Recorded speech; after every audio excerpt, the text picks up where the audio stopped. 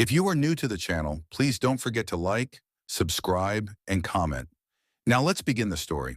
I never thought I'd end up working nights at a gas station in the middle of nowhere. It wasn't supposed to be permanent. Just a few months, I told myself.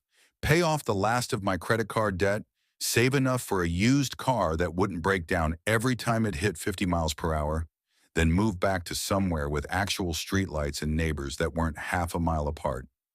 But life has a way of laughing at your temporary plans. My name's Evan Miles. I'm 27. And until last year, I'd been drifting between towns, sleeping on couches, doing odd jobs that barely kept the lights on. My last gig before this was in a warehouse outside Omaha. A forklift accident took out 3 shelves and cost me the job. I landed here because of my Uncle Rick. He owned a rundown gas station on Highway 54, about 15 miles outside the small town of Brookhaven, Missouri. Place needs someone to cover nights, Rick told me over the phone. Easy work. Mostly truckers, the occasional farmer. Pays better than you think. He left out the part about how empty it felt out here, and the part about the basement. The station itself looked like it hadn't been updated since the late 90s. 2 weathered pumps under a rusting canopy, paint peeling off the cinder block walls. A single buzzing light above the entrance threw out more shadows than it chased away. Inside was one narrow aisle of snacks and drinks, a couple of humming refrigerators against the back wall, and a counter with an old register that sometimes refused to open unless you smacked it. There were 2 security cameras, one over the counter and one pointed at the basement door. That was where we kept the excess stock. Rick had warned me about the basement my first week. Stairs are steep, floors uneven. Don't go down there unless you have to. I'd been down twice before that night, both times in the day. It wasn't finished down there. Bare concrete floor, exposed beams, stacks of boxes on rattling old metal shelves. The air smelled of dust, oil, and that faint tang of mildew that never quite went away. There was no bathroom inside for employees, just a weathered outhouse around back. For the first month, nights were uneventful. I worked from 8 p.m. to 4 a.m. The regulars became familiar. Marty, a trucker who always bought a black coffee and beef jerky before heading toward Oklahoma. Sandy, an insomniac farmer's wife who swore she only came for scratch-off tickets but always lingered to talk. The occasional drifter, cash only, in and out without a word. Most of the time, the loudest thing in the place was the soda cooler kicking on. On cold nights, the place felt even emptier. The wind would push against the old glass door, and the fluorescent lights hummed like they were struggling to keep awake. It was late January, bone cold outside. I was behind the counter scrolling my phone when I noticed we were almost out of Honey Ridge BBQ chips. Weirdly, our most popular item with the night crowd. Rick liked the shelves looking full, so I sighed, grabbed the basement key, and took the flashlight off its hook. The flashlight was one of those heavy mag lights, more of a blunt weapon than a light source. I unlocked the basement door. The hinges groaned like they hadn't been oiled since Bush was in office. The stairs were narrow, wood soft with age. Halfway down, I heard it, a sharp clink, like metal hitting the concrete floor and rolling. It came from the far end of the basement. Past the shelves, I froze. My first thought, a rat knocking over a can. My second, maybe one of the boxes had shifted. Then I heard footsteps, not the quick, random skitter of an animal. Not shuffling, deliberate, human. They were slow, heavy, coming closer. I held my breath, every muscle tight. The footsteps stopped just beyond the nearest row of shelves. The air felt colder, like the temperature had dropped 10 degrees in a second. I started backing up the stairs one step at a time, flashlight aimed toward the sound. I didn't see anyone, but I felt it. The prickling awareness you get when you know someone's eyes are on you. Then movement, just at the edge of my vision. Something stepping back into the shadows. I didn't wait to get a better look. I bolted up the last steps, slammed the basement door shut, and locked it. My hands were shaking so badly I dropped the flashlight on the counter. The security feed for the basement was black and white, grainy. I flicked it on, and there he was. A man standing at the bottom of the stairs, staring straight into the camera. Late 30s maybe, short dark hair, clean clothes, jeans, flannel shirt, work boots. Not some wild-eyed drifter, but his expression, his mouth was stretched into a wide smile. His eyes were open a little too far, and they didn't blink. I called Rick immediately. "There's a guy in the basement," I said. Pause. What guy?" "Some guy. He's just standing there, looking at the camera. He didn't come through the store, Rick. He's just there." Another pause. His voice was calm, but there was something tight in it. "Lock the front door. Stay inside. Don't go back down. I'm coming over." "You want me to call the cops?" "No, not yet. Just wait." That "not yet" didn't sit right with me. He showed up about 12 minutes later in his beat-up Silverado, shotgun in hand. He didn't waste words, just motioned for me to unlock the door and headed straight for the basement. "You're not going down there alone," I said. He hesitated. "All right, stay close." We descended slowly, his flashlight cutting across the shelves. The basement was silent. No man, no footprints in the dust. Rick exhaled like he'd been holding it. "Maybe you saw a shadow. Camera angle makes it weird sometimes." "Don't insult me," I snapped. "You saw my face on the phone. I was scared out of my mind." He didn't argue. The next night, I came in early to prove to myself I wasn't crazy. I reviewed the footage from the night before. At exactly 1:13 a.m., the basement camera glitched, static for about 4 seconds. When the picture came back, the man was gone. That wasn't a glitch. That was tampering. A week passed with no sightings. I almost convinced myself I'd imagined it.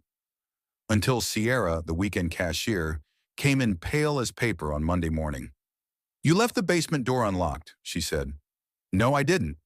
It was open. Light was on." 2 days later, I came in for my shift and found a note taped under the counter, right where my knees would be. "You came close" security footage showed a 3-minute gap where the front camera was tilted toward the ceiling. Rick called the sheriff a month later after Sierra found deep scratches on the basement door. From the inside, long, jagged marks, like fingernails, dragged hard into the wood. Sheriff Hughes came out, looked around, and shrugged. "Probably kids messing around. I'll have a patrol swing by at night." That was the last time the sheriff came. I cornered Rick one night after closing. "Why didn't you want me calling the cops that first time?" He wouldn't look at me.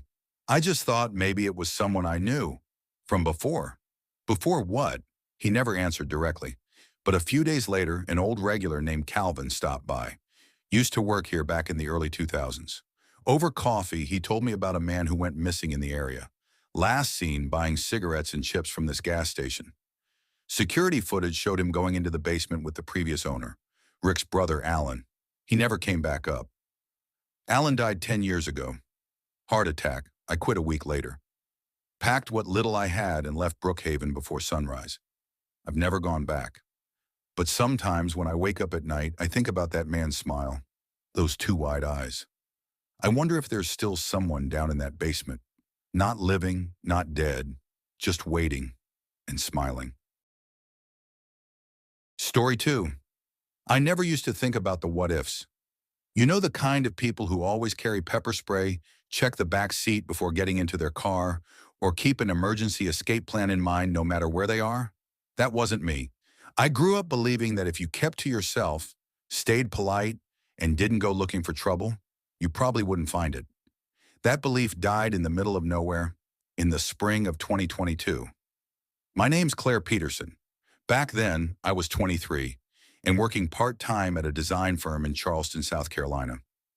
My older brother, Ben, had just gotten engaged, and I drove up to spend a week with him and his fiancée in Coldwater County, Kentucky, a rural stretch of farmland and hills I'd only ever seen in postcards.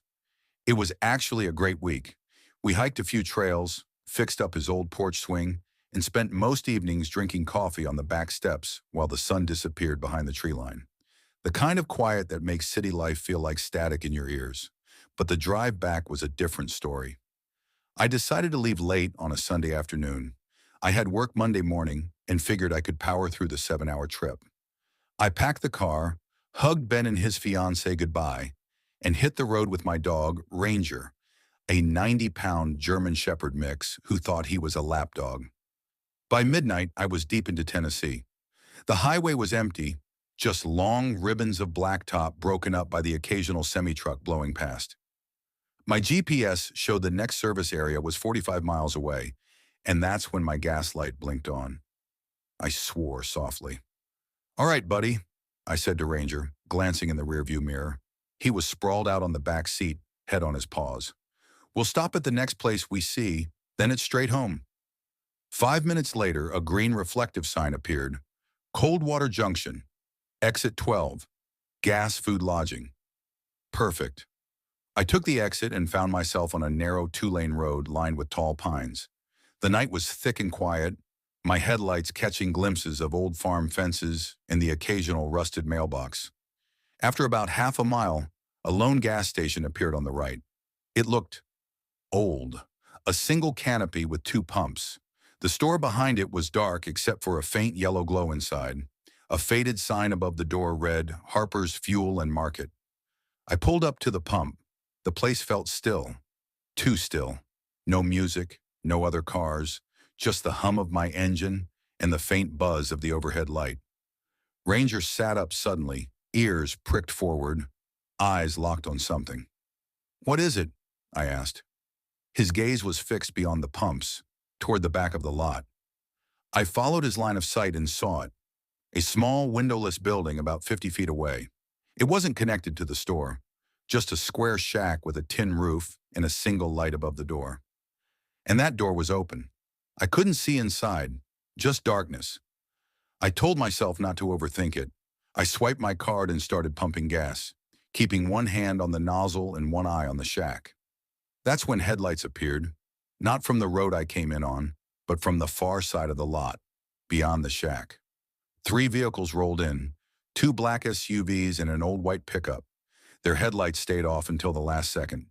They moved slowly, too slowly, like they were familiar with the place. Doors opened. Men stepped out. 8 of them, maybe 9. A couple in heavy jackets despite the warm night, one with a ball cap pulled low. Another carried something long, wrapped in a tarp. Nobody spoke. They didn't look at me at first, they just dispersed. 4 went toward the shack. 2 walked behind the store. The rest leaned against their vehicles, talking in low voices I couldn't hear. I kept my head down, pretending to watch the pump meter. Ranger let out a low, steady growl, deep in his chest. That's when one of the men turned. He noticed me. He smiled. Not the friendly kind.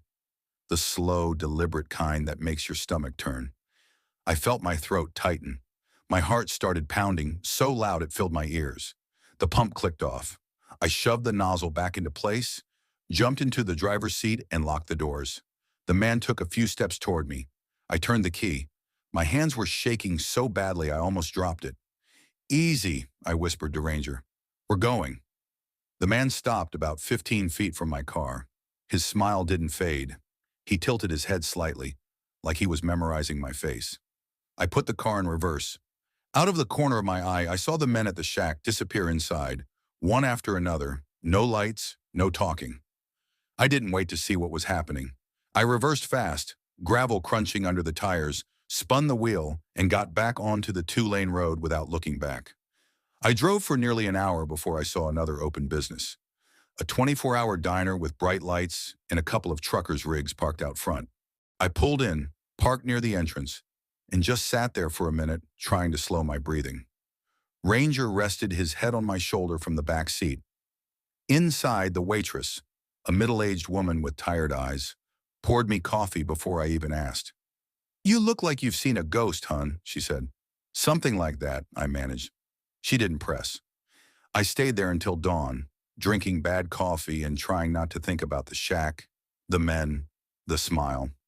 2 weeks later, I was scrolling through local headlines when a name caught my eye. Human remains discovered in abandoned structure outside Coldwater Junction. The article said the building had been unused for years. Hunters found it by accident. The bodies, 4 of them, were in shallow pits beneath the floorboards, all male, none identified. The picture was grainy, but I recognized it instantly.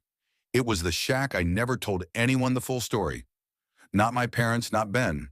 But I bought pepper spray. I keep an emergency phone charger in my glove box. I never let my gas tank go below a quarter full. And I don't stop at rural gas stations after dark ever, because sometimes the worst thing out there isn't the darkness. It's what's waiting inside it. Story 3.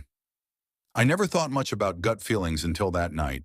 You know, the kind of uneasy tug in your stomach that doesn't come with a reason, just a whisper that says, something's wrong. Before it happened, my life was average. I lived in a small apartment in Charlotte, North Carolina, working as a paralegal at a mid-sized law firm. I wasn't exactly adventurous. My idea of a thrill was trying a new takeout spot. My boyfriend Caleb was the opposite. He lived for long drives, random roadside stops, the kind of guy who thought shortcuts were just better scenery. We'd been dating for about 9 months, and that weekend in late September was our first trip together, a 2-day escape to Asheville to see the fall colors. It wasn't anything grand, just a chance to get away from the endless city noise. The weekend itself had been perfect. Cool mountain air, little coffee shops tucked between art galleries, and hiking trails that looked like postcards. By Sunday night, we were tired in that good way, the kind that comes from walking all day and laughing too much. Caleb wanted to take the scenic route home instead of going straight down Interstate 40.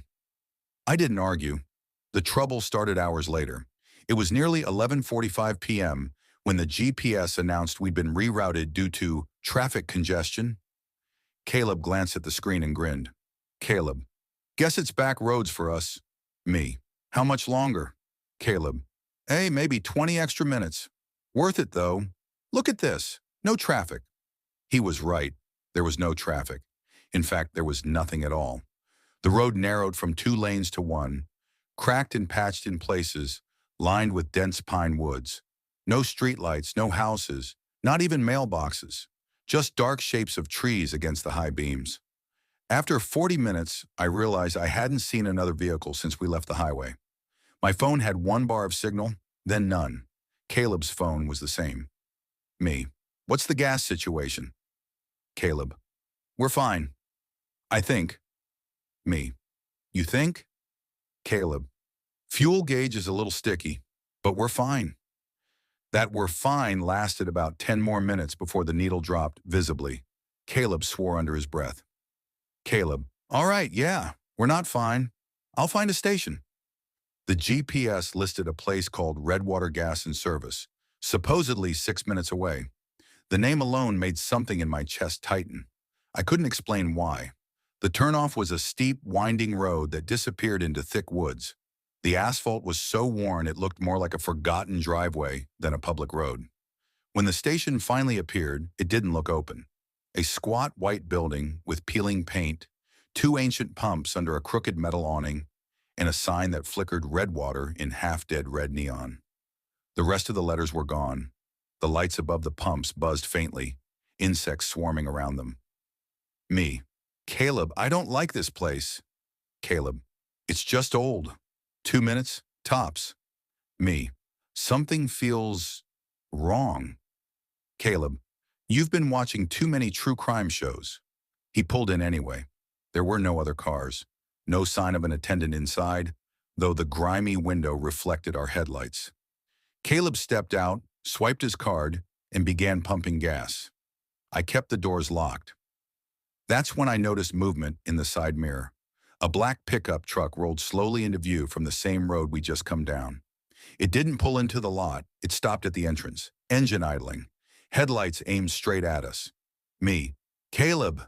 Caleb, what? Me, truck. Behind us, just sitting there. He glanced over his shoulder. The driver's window was down. I couldn't see much. Just the pale shape of a man's face and the orange pinprick of a cigarette. Caleb, maybe he's waiting for us to move. Me, then why park like that? The man didn't move. He didn't even look away when I met his eyes. Just smoke curling from the window. Then without warning, the truck rolled forward slowly into the lot. It didn't park at a pump. It angled itself so it partially blocked the only exit. Caleb pulled the nozzle out, muttering. Caleb, all right, we're leaving. As we tried to pull out, the truck inched forward just enough to block the gap completely. A second later, another vehicle appeared behind us. A white cargo van, No plates visible in the dim light. I felt my throat close. Me. Caleb, they're blocking both sides. Caleb. Yeah, I see it. The van idled behind us, the truck still in front. No one honked, no one shouted. Just silence, engines, and that oppressive buzz from the overhead lights. Then the truck's driver's door opened. A tall man stepped out. He wore a dark jacket and held something long in one hand. Not a bat, not a wrench. Something heavier. The van's driver got out too. Same slow, steady walk, both moving toward us from opposite sides. Caleb didn't wait. He slammed the car into reverse, tires screaming as we shot backward at an angle, squeezing between the pumps in the van with barely an inch to spare. The van swerved but didn't chase. The truck whipped around, headlights glaring in the mirrors. We tore back onto the narrow road, the truck's high beams filling the rear view. It stayed close, too close. Every curve felt like it would be our last before it rammed us. Me. Find another turn, anywhere. A narrow dirt road appeared on the right. Caleb yanked the wheel, gravel spitting. The truck blew past before realizing we'd turned. Relief lasted seconds. Ahead, barely visible in the moonlight, was another vehicle parked sideways across the dirt road. A different truck, older, rusted, unmoving. No, no, no, no. The driver stepped out. A third man, no flashlight, no words, just walking toward us. Behind us, I could hear the roar of the first truck turning onto the dirt road.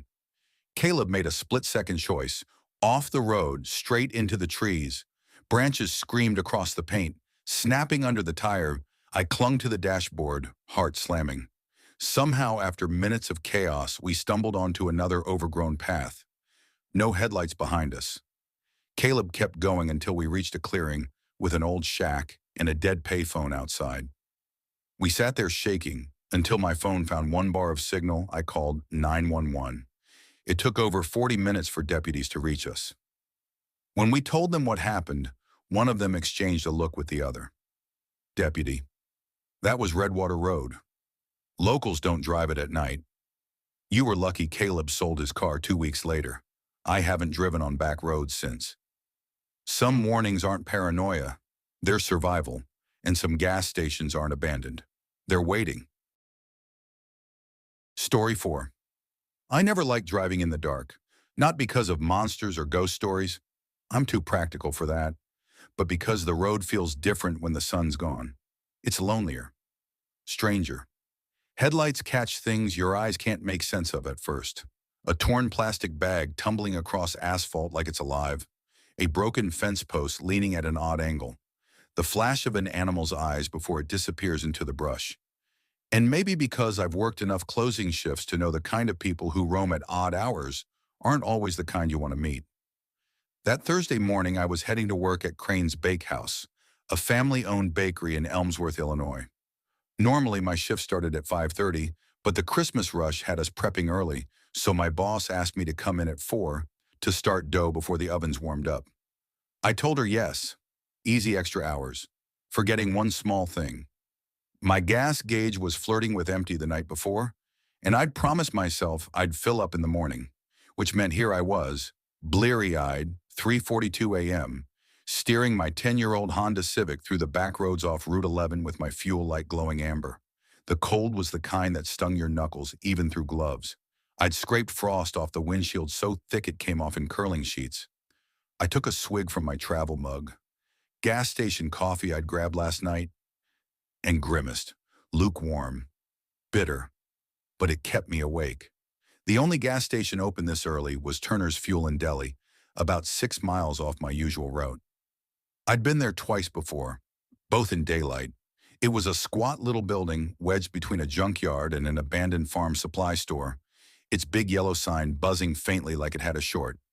They kept it open 24/7, but I always got the feeling the night shift clerk wished they could lock the doors. The roads were dead quiet, no headlights in either direction. My tires crunched faint frost on the shoulder as I turned into the station's lot. One thing you notice about gas stations at night, the pools of light from the overhead lamps feel safe, but everything outside that glow feels like it belongs to another world entirely. I pulled into Pump 4, shifted into park, and glanced around. Two other vehicles were there. One was a semi parked off to the side, cab dark. The other was a van, white, boxy, with patches of rust along the wheel wells and no rear windows. Parked diagonally across two spaces near the far corner of the lot.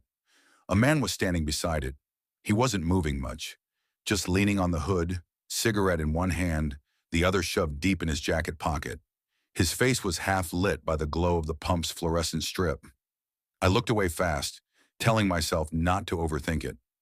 I got out, zipped my coat tighter, and slid my card into the pump. The cold made my eyes water. Somewhere behind me, the low rumble of the store's rooftop heater kicked on. Then came the voice. Hey, excuse me. I turned. The man from the van had stepped closer, still a good 20 feet away. His breath fogged the air. Sorry to bother you, he said, raising one hand, like he didn't want me to think he was coming at me. You got jumper cables by any chance? No. Sorry. My voice came out sharper than I meant, and I forced a half smile. Just switched cars last month. Haven't stocked the trunk yet. Damn, he said, rubbing his hands together. Been out here since about 3. Battery's dead. Cold as hell. I nodded, turned back to the pump. The numbers clicked upward. He didn't leave. You think you could make a quick call for me? He asked after a moment. Phone's out of service. Just need to get my buddy to come and give me a jump. I hesitated, my gut tightened, but it wasn't an unreasonable request. Okay, I said cautiously. What's the number? He rattled it off fast and I typed it in. The phone rang 5 times, then cut to, the mailbox is full and cannot accept new messages. No luck, I told him. Try this one, he said, giving me a second number. Same result. He laughed once, short and humorless. She never fixes that thing. I glanced toward the store. No one was visible behind the counter. Music thumped faintly from inside. Too loud for this hour. Then he said, You headed toward town? Yeah. Mind giving me a lift? Just up the road. My buddy's place is right by the old highway. 23 exit. I froze. Highway 23. That was 6 miles north, the opposite direction from the bakery, and the old exit? That led to an industrial strip that had been mostly boarded up for years. Where's your van? I asked, stalling. He gestured vaguely behind him. Oh, this? Not mine. Just warming up by it. My ride's up near that exit, about a mile. Bike chain snapped on the way down here. I stared. You rode a bike here? In this weather? Yeah, needed the exercise, he said, grinning. But the smile didn't touch his eyes. Something about his story felt crooked. Not just one lie, but little fractures all over. I forced a nod. Hold on. I think I do have cables in the back. Let me check. His face lit up. Yeah? You be saving my ass. I walked briskly to my car. My hands were shaking now. I slid into the driver's seat, hit the lock button, and started the engine. Then I drove. I didn't look in the mirror. I didn't wait to see if he called after me. Back on Route 11, the empty roads stretched ahead like a lifeline. My pulse slowed only after 10 minutes, but the knot in my gut stayed. There was no buddy at Highway 23, no broken bike chain. When I finally reached the bakery, I parked under the brightest light, locked the doors, and sat there with my hands still gripping the wheel. And I knew, whatever that man wanted, it wasn't a jump start. Sometimes survival isn't about being sure someone's dangerous. It's about listening to that whisper in your head that says, leave. Story 5, I was 19 the first time I realized that feeling safe and actually being safe are two completely different things. Back then, I still thought bad things happened somewhere else, to other people, in other towns. I grew up in Milford Springs, Indiana, population just under 8,000. It was the kind of place where people still left their doors unlocked, where everyone at the grocery store knew your name, and where the most scandalous crime in recent memory was a stolen lawn gnome. At least that's what I believed. When I graduated high school, my parents were proud but relieved. I was their oldest, the responsible one, the one they didn't have to worry about. My dad used to joke that I could walk through a tornado and come out without a hair out of place. I got a part-time job right after graduation at Westwood Furniture and Home, a big box store off Highway 37. I liked it there. Closing shifts meant the store was quiet by 8:30. We'd do some stocking, wipe down counters, and by 10 p.m. I'd be clocking out. The only real downside was the commute, 35 minutes each way, mostly on a stretch of highway flanked by empty fields and tree lines that went black after sunset. No streetlights, just my headlights cutting through the dark. On my first night shift, Mom had given me one rule. Never, and I mean never, stop for gas after dark. If you need to, fill up before work. She was dead serious. Mom, I laughed, you think someone's going to kidnap me in Milford Springs? She didn't laugh back. I think people are desperate everywhere. And you're small. It's an advantage for the wrong kind of person. I promised her I'd be careful. And for a while I was. But you get comfortable. You cut corners. You forget why the rules were there in the first place. It was early October. The air had that crisp bite that made you want to pull your jacket tighter. My shift was supposed to end at 10, but one of my coworkers, Jenna, called in sick, so I stayed late to help unload a shipment. We wrapped up around 11:20. I was tired, hungry, and already thinking about the leftover pasta in my fridge. That's when I noticed the gas light, bright orange, taunting me. Damn it, I muttered, tapping the dash like that would help. I could have risked it, maybe made it home, but my dad's voice echoed in my head. Running out of gas on the highway is way worse than stopping for it, so I took exit 14, not my usual one. My regular station had closed at 11, so I ended up pulling into a place I'd never been before. Beck's Fuel Stop. The sign was half lit, buzzing faintly. The lot was mostly empty except for a pickup near the ice machine and an old maroon sedan idling near the dumpster. Inside the store, the overhead lights were that yellowish kind that make everything look slightly wrong. Through the glass, I saw the clerk, maybe mid-30s, buzz cut, wearing a Beck's polo. He was leaned over the counter, scrolling on his phone. I pulled up to pump 3, slid my card, and started filling. $15, just enough to get me through the week.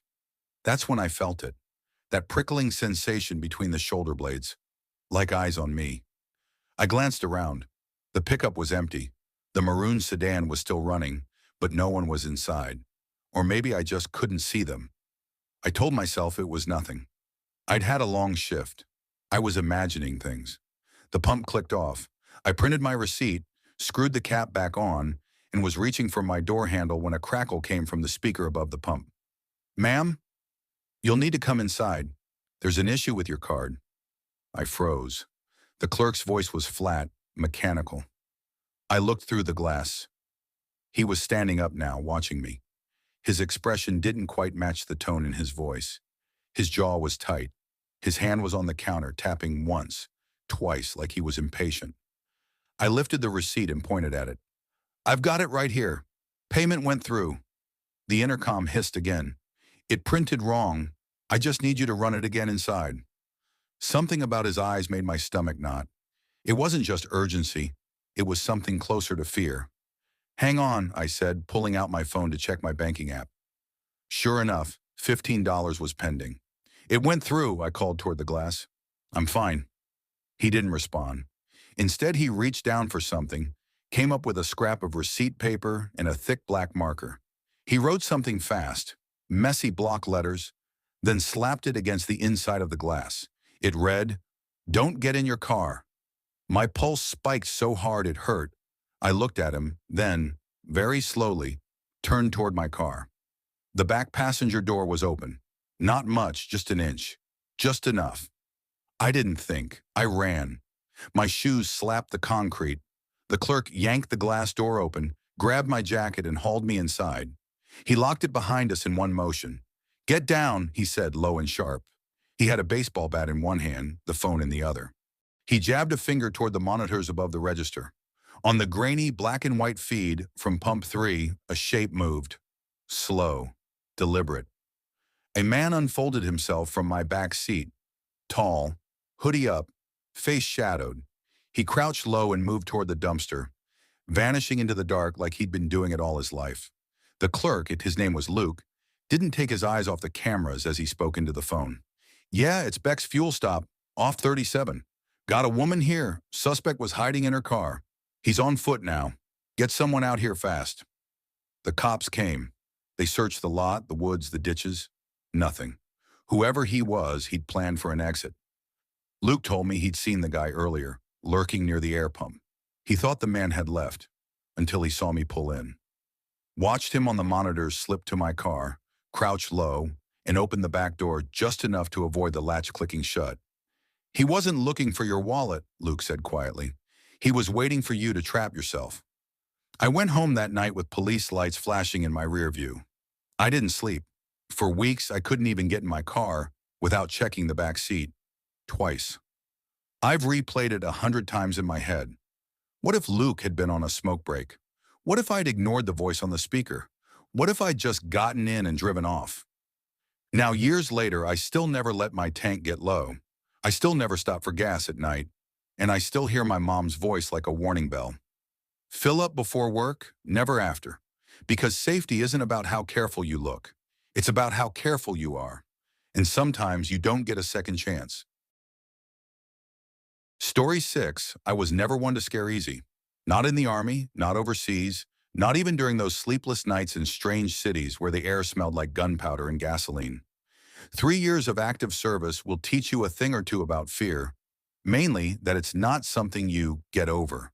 You just learn how to carry it without letting it crush you. After my discharge, I thought civilian life would feel lighter. I moved to Billings, Montana, partly because I wanted space, and partly because I needed distance from the noise of bigger cities. The air here was cleaner, the nights colder, the silence deeper. I picked up 2 jobs to keep the bills paid. Day shifts at a warehouse loading dock, and nights as a part-time bartender at a sports bar off Grand Avenue. It wasn't glamorous, but it kept me busy. And busy meant fewer hours for my brain to dig through old memories I wasn't ready to unpack. That night started ordinary.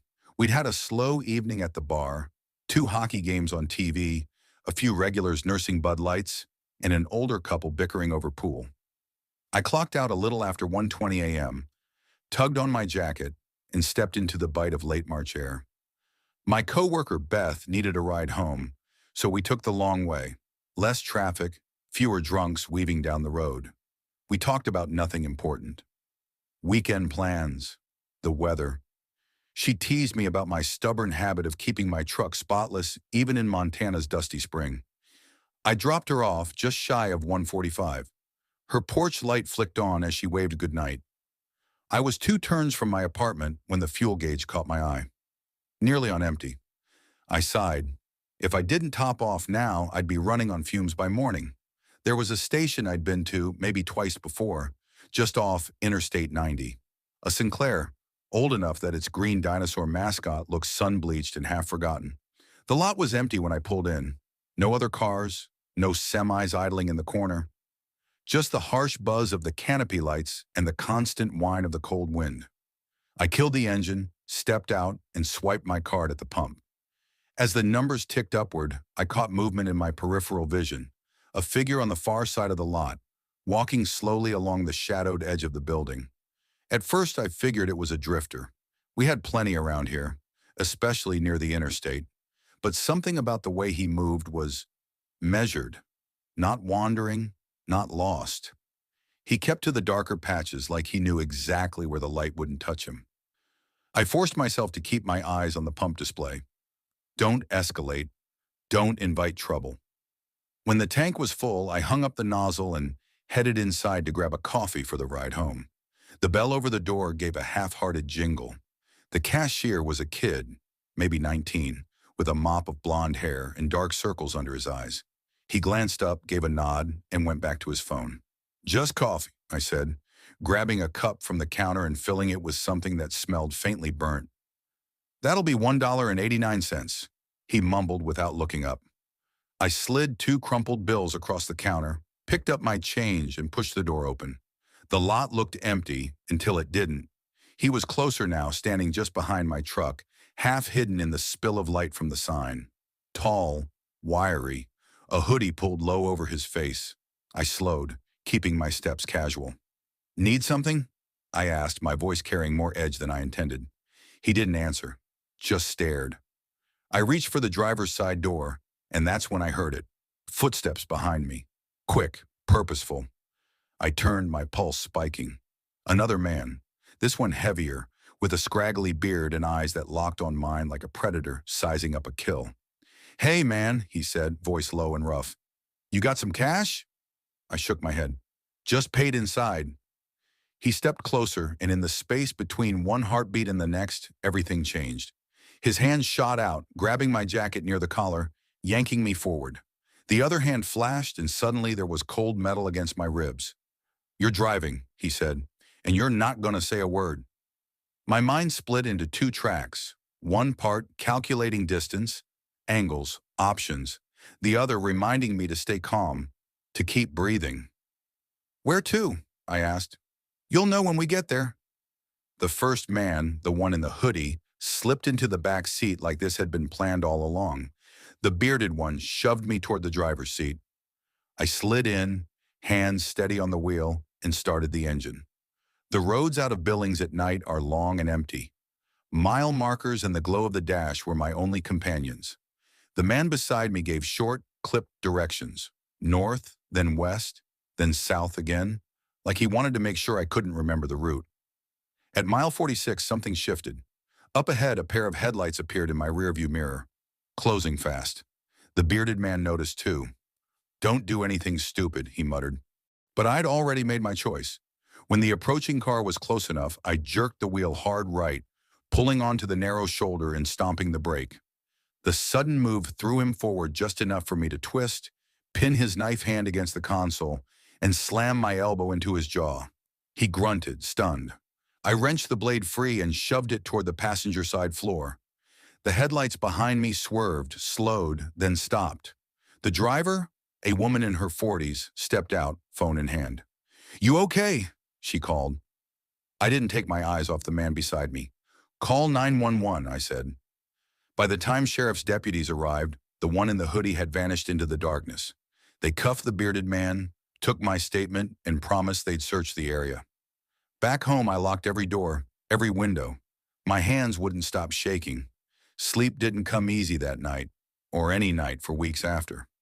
But here's the thing, fear didn't win. It left its mark, sure. I still scan every gas station lot before I pull in. Still keep my back to a wall when I'm in line. But I'm still here, still driving past mile 46 sometimes, wondering if the shadows remember me too. Story 7. I never thought a quick drive to clear my head would nearly cost me my life. My name's Ethan Cole. I'm 26, and I've spent my whole life in Bend, Oregon. It's a place where winter comes early and lingers like a guest who doesn't take hints. I work as a freelance photographer.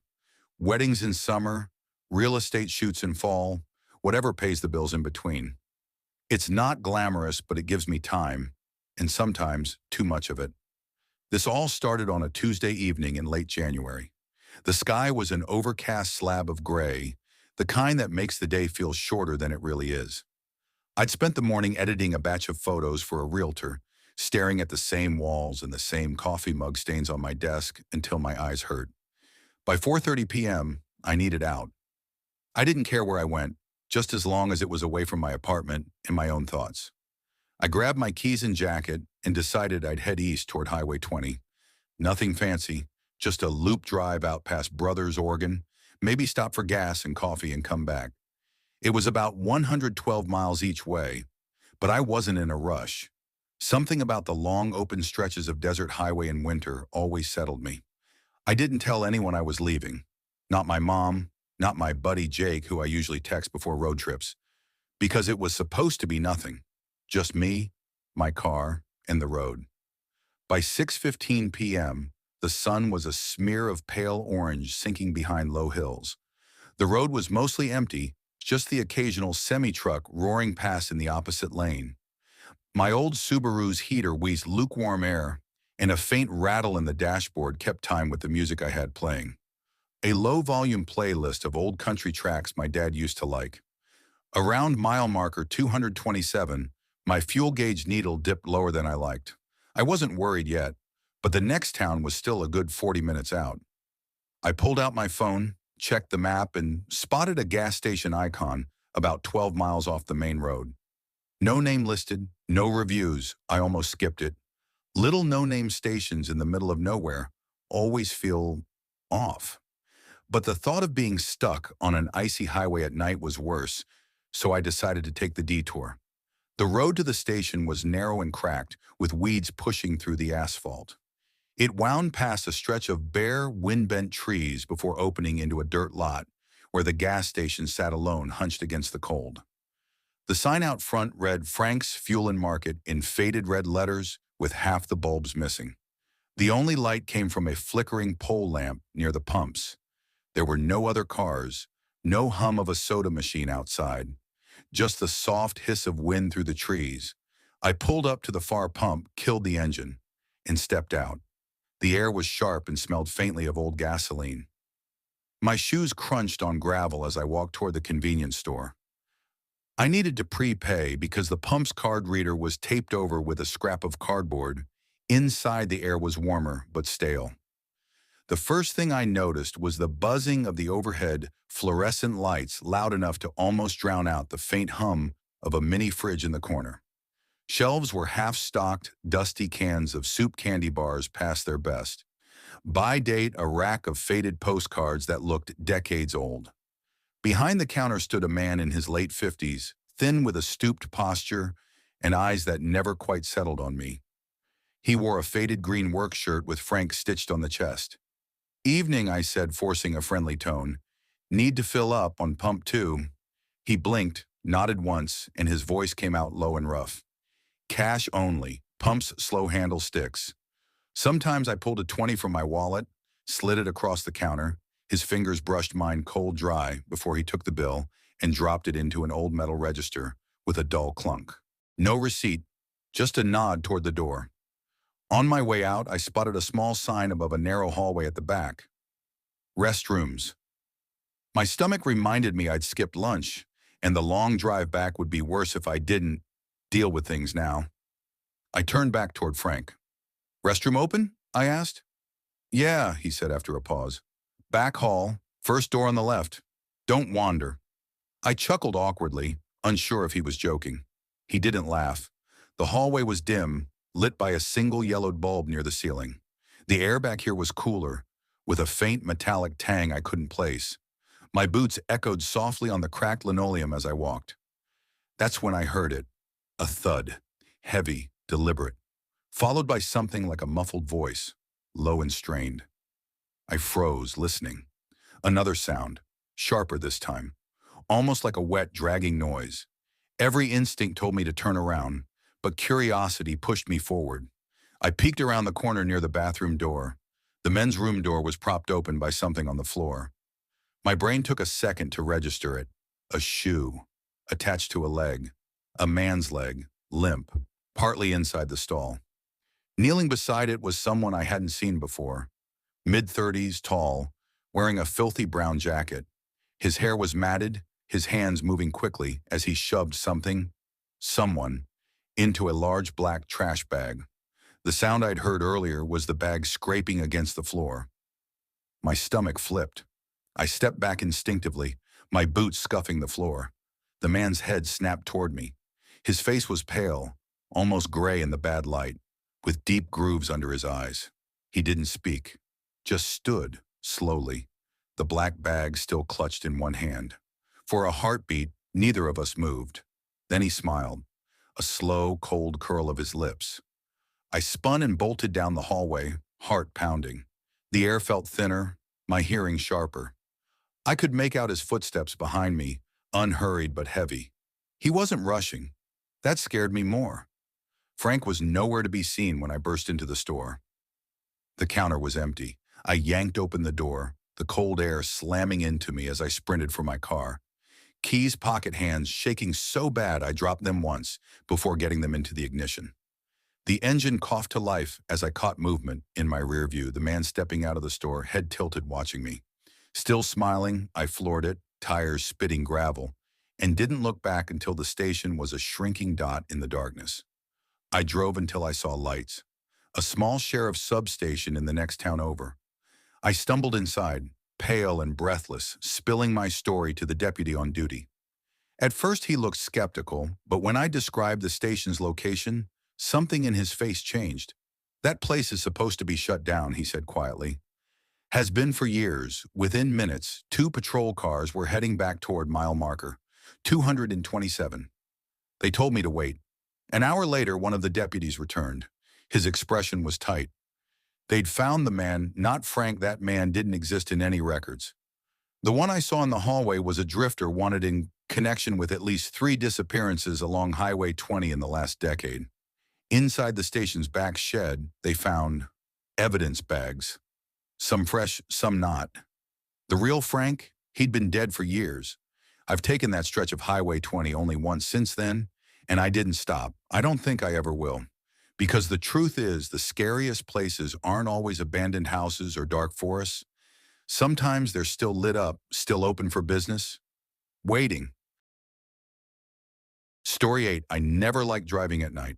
Not because of the dark, I could handle that, and not because of the silence. It was the feeling that once the sun went down, you were on your own. You could vanish into the black behind your headlights, and nobody would know until morning, if they ever knew at all. 3 years ago, I was 19, still trying to figure out what was normal fear and what was the kind you actually listened to. Back then, I was living in a town called Hawthorne, a faded industrial stretch in western Illinois, where people either worked nights or didn't work at all. My boyfriend at the time, Dylan, worked the overnight shift at a 24-hour gas station called Fuel Stop 17 on the edge of town, just far enough out that the only thing around after dark was truck traffic and the occasional stray dog. We lived above a shuttered hair salon on Main Street, 2 blocks from a strip mall that had been dead since the late 2000s. The gas station sat across from a vacant lumberyard and a half-collapsed billboard frame. After sundown, the whole area looked like it had been cut out of a map and forgotten. A couple of flickering streetlights buzzing in the cold, neon signs stuttering like dying insects. It was the kind of place where you locked your car doors even at noon, where you didn't expect the cops to show up unless someone was bleeding. Dylan didn't own a car, so I drove him to and from work. I didn't like the idea of him walking that stretch, especially past the freight depot, and honestly, I didn't mind the drives. It was an excuse to be out late without having to explain it to anyone. Sometimes if his shift was slow, I'd come early and hang out with him in the stockroom, sipping a cold Coke while he told me about the oddball regulars, like the guy who bought scratch-offs in bulk and muttered prayers under his breath. That October night, the air had the kind of tight, metallic chill that made your skin prickle. I'd forgotten my hoodie, so I grabbed one of Dylan's old sweatshirts from the back seat, an oversized one from high school football, still faintly smelling of motor oil and mint gum. I parked in the side lot like always. The front of the store had 3 security cameras, but the side lot, meant for deliveries, and was a blind spot. The only other vehicle was a dark blue Ford F-150, newer model, spotless. Its engine was off, headlights off. I didn't think much of it until I opened my door. He was leaning against the truck like he'd been there a while. Late 30s, maybe early 40s. White guy, tall, wiry build. Clean jeans, long-sleeved Henley shirt. No jacket despite the cold. His face was smooth-shaven, his hair combed too neatly for midnight outside a gas station. I had to walk past him to get to the front door. I figured he'd nod or ignore me. Instead, he stepped half into my path. "Evening," he said. His voice was easy, almost friendly. "Hey," I replied, slowing, but not stopping. "My truck won't start," he said. "You know anything about engines?" I gave a polite smile. "Not really, sorry." "You sure? Could really use a hand, battery's probably dead." I gestured toward the store. "My boyfriend's inside, he might know more." For half a second, something shifted in his face. Just a flicker. "Boyfriend, huh?" "Yeah," I said, stepping sideways to pass. He moved too, not blocking me outright, but making it so I'd have to brush his arm to get by. "Won't take but a second," he said, voice lower now. "Just need someone to pop the hood while I turn the key." "I can't help you," I said, firmer. "I'm cold, I'm going inside." He gave a short laugh, but there was no humor in it. Didn't think standing still took much skill. Something in my chest tightened. It wasn't what he said. It was how he said it, like this wasn't about car trouble. like he was testing to see how far he could push before I'd snap. I didn't snap. I walked fast, eyes forward, and pushed through the glass doors. Inside, the store was nearly empty. Dylan was behind the counter counting the till. He smiled when he saw me, but the smile faded. "Everything okay?" he asked. "There's a guy by a blue pickup in the side lot," I said quietly. "Said his truck won't start. He's weird."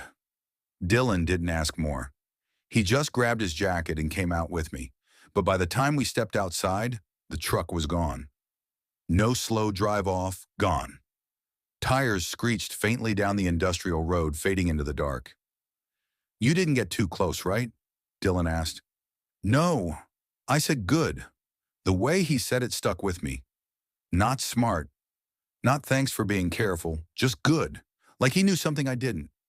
The first time I saw that truck again was 4 nights later. It was parked across from our apartment building when I got home from a grocery run. Stayed there maybe an hour, then rolled off. I told myself it was nothing. Coincidence.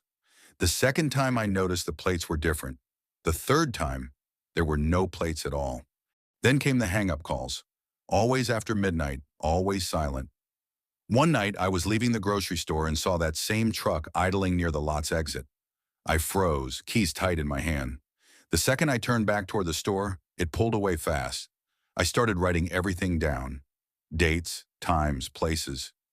Dylan thought maybe I was still rattled from the gas station thing, but after he saw the truck again, parked a block from his job, he changed his mind. "Maybe we should call someone," he said. "Who?" I snapped. "The cops? They'll say he's just passing through." We called anyway, and that's exactly what they said. "No laws broken. If he trespasses or makes a threat, call us again." So we bought cameras. Tiny ones. One pointing at the street, one by the back stairs. The first week, nothing. The second, motion alert at 2:16 a.m. A tall man walking past the building. He paused, looked straight up at our window, and then gone. I didn't sleep that night. Neither did Dylan.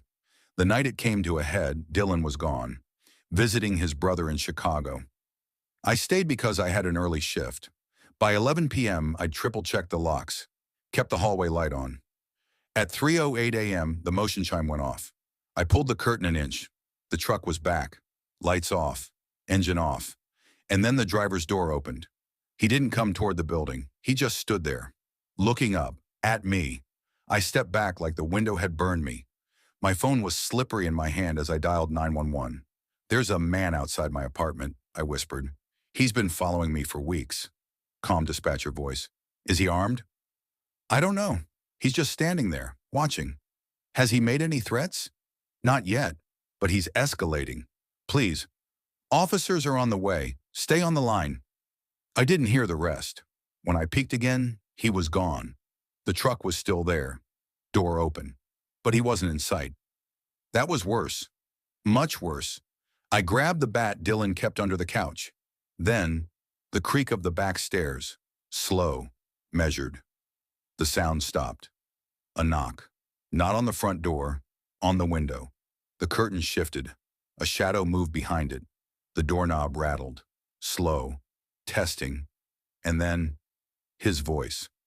"I know you're in there," he said, conversational. "Not gonna hurt you, just want to talk." My pulse was a roar in my ears. Sirens cut through it, not passing by, pulling up. Boots thundered up the stairs. A cop's voice called my name. By the time they reached my door, he was gone. The truck was stolen. Plates traced to a county 2 hours south. Nothing inside, no prints. We moved within the month. I never saw him again. But sometimes when I drive late at night, I still think about that truck. Those eyes looking up at my window. Not angry, not curious, just calculating. And I wonder if somewhere out there, he's parked on another empty street, waiting for someone else who doesn't know yet how close danger can get.